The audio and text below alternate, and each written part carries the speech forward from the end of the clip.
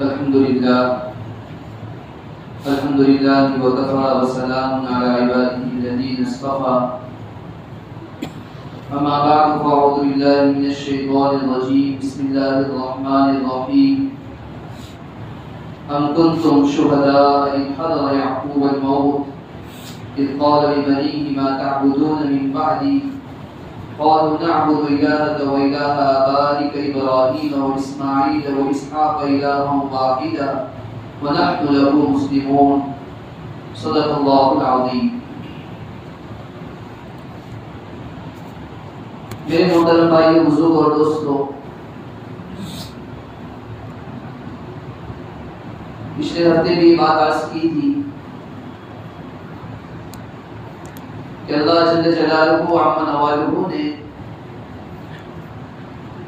جہاں ہمیں بہت ساری نعمت عطا فرمائی ہے،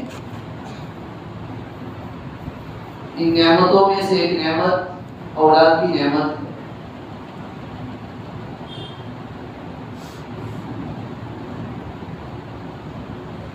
اللہ تعالیٰ نے جہاں بھی نعمتیں عطا فرمائی ہے، ان تمام نعمتوں کا بندے کو شکر ادا کرنا چاہیے، اور نعمت کا شکر یہ ہے کہ اللہ تعالیٰ نے جو بھی نعمت عطا فرمائی اللہ تعالیٰ کی طرف سے سمجھے اور اللہ تعالیٰ کے حکم کے مطابق اس نعمت کو استعمال کیا جائے۔ جیسے اللہ تعالیٰ نے مال عطا فرمایا، یہ بھی ایک نعمت ہے۔ مال اللہ کی نعمت، اللہ کے حکم کے مطابق اس کو استعمال کیا جائے۔ زکوٰۃ فرض ہے، زکوٰۃ ادا کی جائے، صدقہ فطر ادا کیا جائے، استطاعت ہو، تمام شرائط پائے جا رہے، حج کیا جائے، قربانی کا وقت آئے تو قربانی کی جائے، یتیموں کا، مسکینوں کا خیال رکھا جائے۔ یہ مال کے حقوق ہے، یہ مال کی نعمت کا شکر ہے۔ تو اللہ تعالیٰ نے اولاد کی نعمت عطا فرمائی، اس نعمت کا شکر یہ ہے کہ اللہ تعالیٰ نے جو اولاد عطا فرمائی ہے، ان اولاد کو ان تمام چیزوں کا حکم کیا جائے، ان کی ایسی تربیت کی جائے، ان کو ایسی تعلیم دی جائے جو اللہ تعالیٰ پسند فرماتے ہیں۔ اولاد کے اوپر جو بہت سارے اولاد کے ماں باپ پر جو حقوق ہے، والدین پر جو ذمہ داریاں ہیں، بعض ذمہ داریاں تو ایسی ہے کہ ہر آدمی اس کو ادا کرتا ہے۔ جیسے ہر باپ سمجھتا ہے میرے اولاد کے مجھ کو حقوق یہ ہے کہ میں اس کو اچھے سے اچھا کھانا کھلاؤں، اچھی سے اچھی چیز پلاؤ، اس کے لیے اچھے سے اچھے لباس کا انتظام کروں، اور اس کے لیے اچھے گھر کا انتظام کروں۔ ہر ماں باپ یہ سمجھتے ہیں، اور ہر آدمی ان تین حقوق کو ادا بھی کرتا ہے۔ میرے باپ صبح سے نکلتا ہے شام تک، کوئی لاری چلاتا ہے، کوئی دکان چلاتا ہے، کوئی تجارت کرتا ہے، کوئی کھیتی باڑی کرتا ہے۔ ہر ایک سے آپ پوچھے، ہر ایک یہی کہے گا میں اس لیے کما رہا ہوں کہ اس کے ذریعے سے میں اپنے اہل و عیال کی، اپنے گھر والوں کی ضرورت کو پورا کروں۔ یہ چیز تو ہر آدمی کرتا ہے، یہ حقوق تو ہر آدمی کرتا ہے، لیکن ایک وہ بندہ بھی ہے جو ان تین حقوق کو اس لیے ادا کر رہا ہے کہ بھائی میرے اللہ نے مجھے حکم دیا ہے۔ لیکن یہ تین چیزیں تو ایسی ہے، صرف مسلمان نہیں، غیر مسلم بھی ان تین حقوق کو ادا کرتا ہے۔ غیر مسلم سے آپ پوچھے آپ کیوں کما رہے ہیں، آپ نے دکان کیوں کھولی ہے، یہی کہے گا میرے اہل و عیال کے لیے کھانے پینے کا انتظام ہو جائے، لباس کا انتظام ہو جائے، اچھے گھر کا انتظام ہو جائے۔ ارے غیر مسلم کو چھوڑیے، یہ تین چیزیں ایسی ہے، یہ جانور بھی اس کی فکر کرتا ہے۔ ایک جانور کا چھوٹا سا بچہ ہوتا ہے، وہ اچھی طرح اس کو دودھ پلاتا ہے، آپ نے مرغیوں کو دیکھا ہوگا، مرغی اپنے چھوٹے چھوٹے بچوں کو لے کر ادھر ادھر گھومتی ہے، اس کے لیے اچھی غذا کی تلاش کرتی ہے۔ آپ نے پرندوں کو دیکھا ہوگا، وہ اپنے بچوں کو لے کر گھونسلہ بناتی ہے، گھونسلہ بنا کر اپنے بچوں کی پرورش کرتی ہے۔ تو کھلانا پلانا عیش کا انتظام کرنا جانور بھی کرتے، غیر مسلم بھی کرتے، سب کرتے، لیکن ایک مسلمان کا حق یہ ہے، مسلمان کی شان یہ ہے، وہ ان تین حقوق کو ادا بھی کرتا ہے، لیکن ساتھ میں دل میں یہ خیال کرتا ہے کہ میں ان تین حقوق کو اس لیے ادا کر رہا ہوں میرے اللہ نے مجھے حکم دیا۔ یہ تین حقوق کو ادا کرنا ہی ہے، لیکن ساتھ میں ایک مسلمان ہونے کی حیثیت سے اس کی ذمہ داری اور بھی بڑھ جاتی ہے۔ ایک مسلمان ہونے کے ناطے بلکہ مطالعے سے یہ معلوم ہوتا ہے کہ ابھی اولاد کا وجود دنیا ہونے والے باپ کو اس کے احکامات سکھا دیے گئے، بیان کر دیے گئے۔ حدیث میں آتا ہے جناب نبی کریم صلی اللہ علیہ وسلم نے ارشاد فرمایا تنکح المرأة لأربع لمالها ولحسبها ولجمالها ولدینها فاصبر بذات الدین۔ یہ اولاد کا حصول کیسے ہوگا؟ جب آدمی نکاح کرے گا۔ اولاد کا دنیا میں کیسے آئے گی؟ جب آدمی نکاح کرے گا۔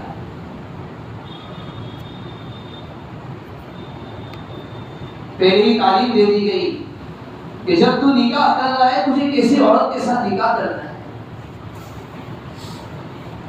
حدیث میں نبی علیہ السلام نے بیان فرمایا عام طور پر آدمی چار چیزوں کی وجہ سے نکاح کرتا ہے۔ بہت سارے لوگ نکاح کرتے ہیں مال کو دیکھ کر، عورت کا مال، عورت کے پاس کتنا مال ہے، اس کے خاندان والوں کے پاس کتنا مال ہے، ولی جمالہا، اس کے حسن و جمال کو دیکھا جاتا ہے، عورت کتنی خوبصورت ہے، ولی حسبہا، اس کے خاندان کو دیکھا جاتا ہے، کون سے قبیلے سے تعلق رکھتی ہے، کون سے خاندان سے تعلق رکھتی ہے۔ نبی علیہ السلام نے آتے ہوئے بیان فرمایا بہت سارے لوگ ایسے ہوتے ہیں جو دینداری کو بھی دیکھنے والے ہوتے ہیں، دیندار ہے کہ نہیں، لیکن نبی علیہ السلام نے فرمایا تو دین والی عورت کو ترجیح دے، تو دیندار عورت کو ترجیح دے۔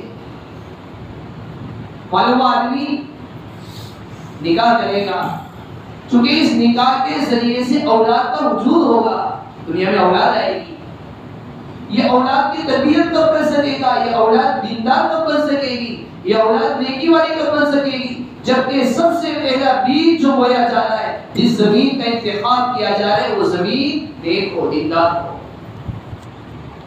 عورت دیندار ہوگی، عورت کے اوصاف اولاد میں بھی آئے،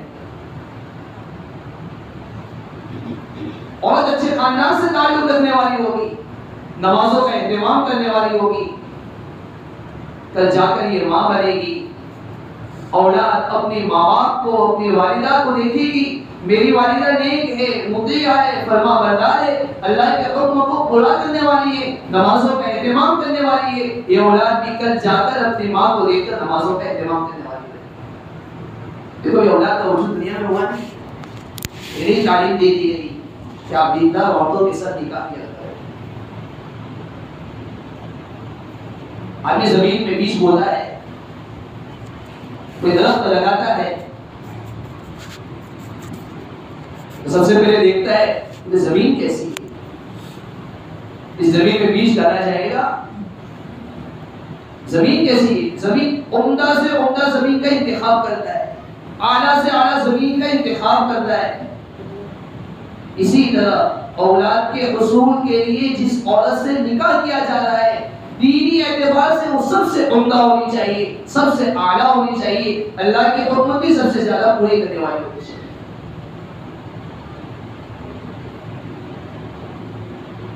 حضرت عمر رضی اللہ عنہ کا زمانہ ہے، حضرت عمر رضی اللہ عنہ کے زمانے میں ایک والی حضرت عمر رضی اللہ عنہ کے پاس آیا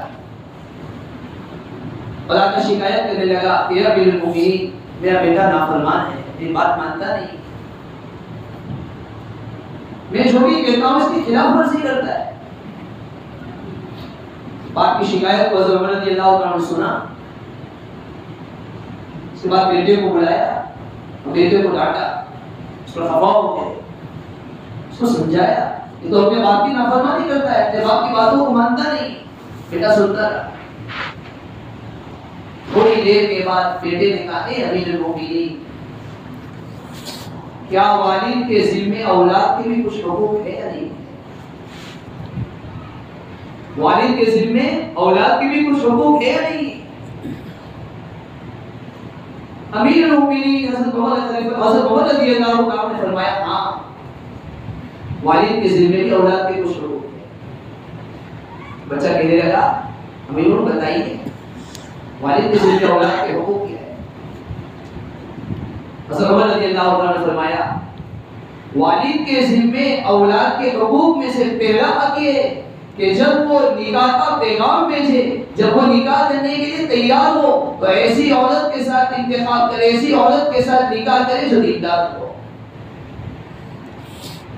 نمبر 2، اللہ تعالیٰ جب اولاد عطا فرمائے اس اولاد کا اچھا نام رکھے، بیٹے یا بیٹی کا اچھا نام رکھے. اور تیسرا حق والد کے ذمے یہ ہے کہ اگر بیٹا پیدا ہو، بیٹی پیدا ہو، اس کے لیے اچھی تعلیم کا انتظام کرے، اسے قرآن کریم سکھائے. جب بیٹے نے سنا تو بیٹا کہنے لگا امیر المومنین ان تینوں حقوق میں سے ایک بھی حق میرے باپ نے ادا نہیں کیا ہے. میری جو ماں ہے، یعنی میرے والد نے جس عورت کے ساتھ نکاح کیا ہے وہ عورت مجوسیہ ہے، مسلمان نہیں. نمبر 2، جب میری ولادت ہوئی، میری پیدائش ہوئی تو میرا نام صحیح اس نے نہیں رکھا ہے. نمبر 3، مجھے اچھی تعلیم بھی نہیں دی ہے، یعنی مجھے قرآن کریم کی ایک آیت بھی معلوم نہیں ہے، میرے لیے اچھی تعلیم کا انتظام بھی نہیں کیا ہے. جب امیر المومنین حضرت عمر بن خطاب رضی اللہ عنہ تھی کہ تو اولاد کے ان تینوں حقوق کو ادا کرتا، تو اپنے بیٹے کی نافرمان ہونے کی شکایت کو کرتا ہے کہ تو تیرے بیٹے نے تیرے حقوق کو ادا نہیں کیا، لیکن سب سے پہلے تو نے اپنے بیٹے کے حقوق کو ادا نہیں کیا ہے، اپنے اولاد کے حقوق کو ادا نہیں کیا. اس حدیث میں کہا جا رہا ہے آدمی جب نکاح کا پیغام بھیجے، جب نکاح کا انتخاب کرے تو یہی نہیں دیکھے کہ اچھی خوبصورت عورت ہونی چاہیے، مالدار عورت ہونی چاہیے، یہ سب چیزیں تو دیکھی جائے گی، لیکن زیادہ سے زیادہ اس بات کو ترجیح دی جائے کہ وہ عورت ایسی ہو جو دیندار ہو.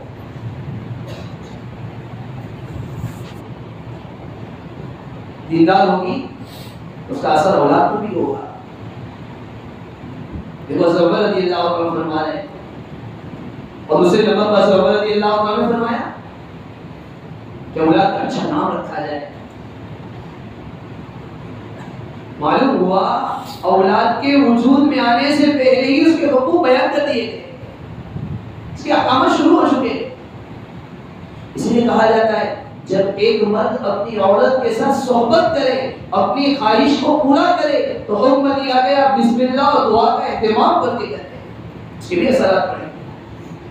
اس کی دعا بیان کی گئی بسم اللہ اللہم جنبنا الشیطان وجنب الشیطان ما رزقتنا.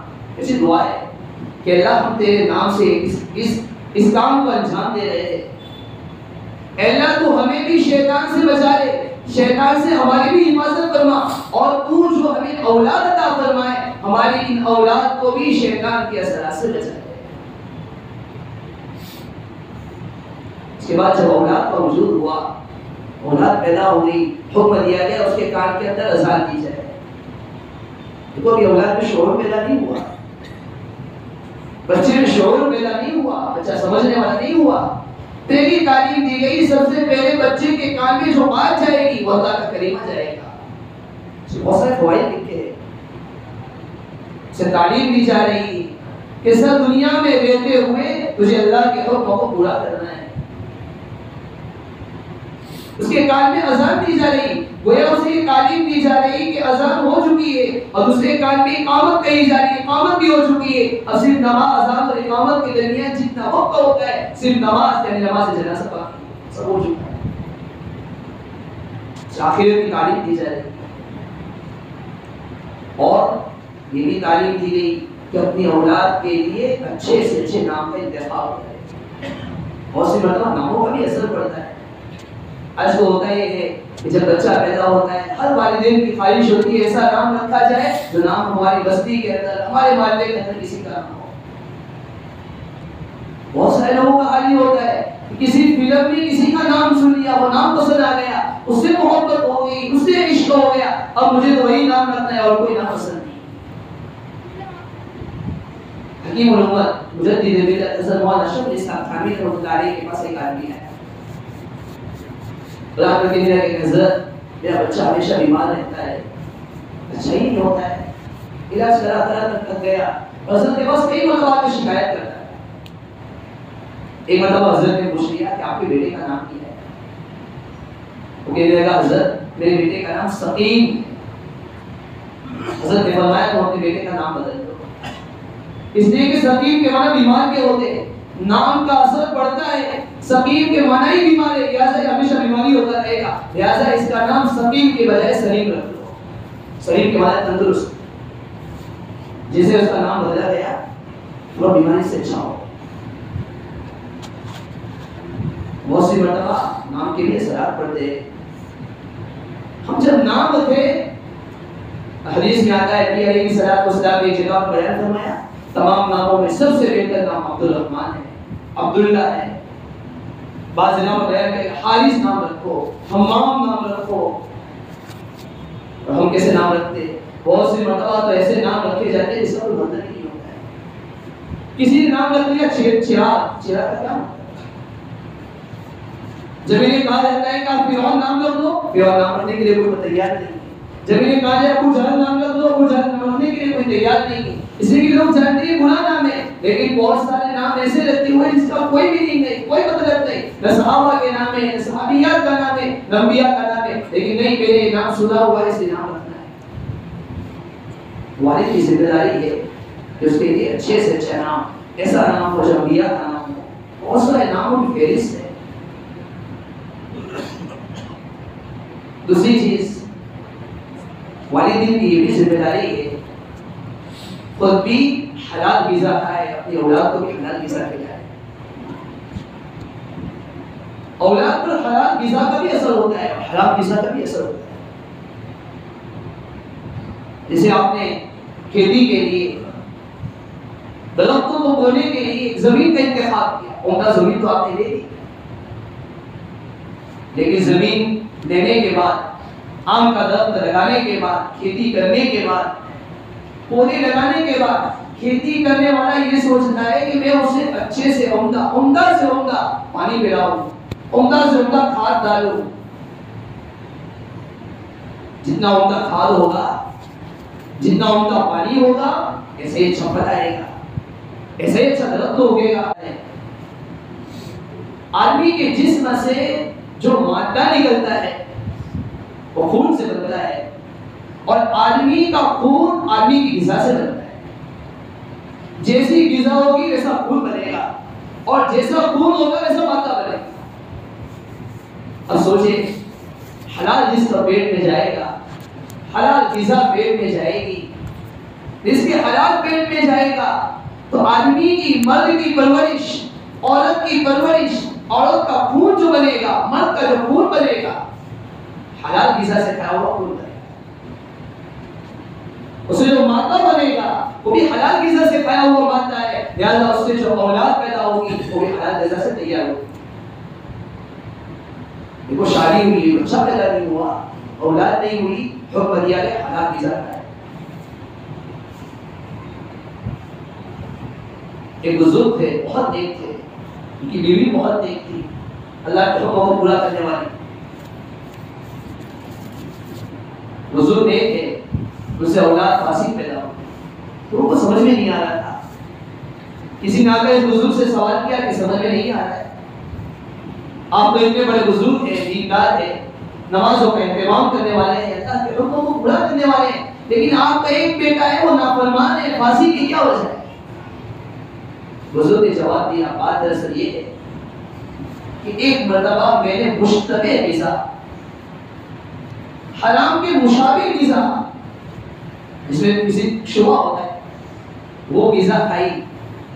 اس کے بعد مجھے خواہش پیدا ہوئی اس کے بعد میں نے اپنی بیوی سے اپنی ضرورت کو پورا کیا اور اولاد یہ بچہ پیدا ہوا، یہ اسی حرام غذا کا اثر ہے۔ میں نے مشتبہ ماں کھایا تھا، اس کے بعد صحبت کی تھی، اپنی ضرورت اپنی بیوی سے پوری کی تھی، اور یہ عمل پھیل گیا تھا اور یہ بچہ پیدا ہوا تھا۔ یہ بچہ جو نافرمان ہے، فاسق ہے، اللہ کے حکم کو ماننے والا نہیں ہے، اس کا اثر وہی غذا حرام غذا کا اثر ہے۔ اور بھی کچھ باتیں انشاءاللہ آئندہ عرض کی جائے گی۔ اللہ تعالیٰ شاموں سے جو باتیں کی بڑے سب کو اس کو عمل کرنے کی توفیق عطا فرمائے۔ آمین۔ وآخر دعوانا الحمدللہ رب العالمین۔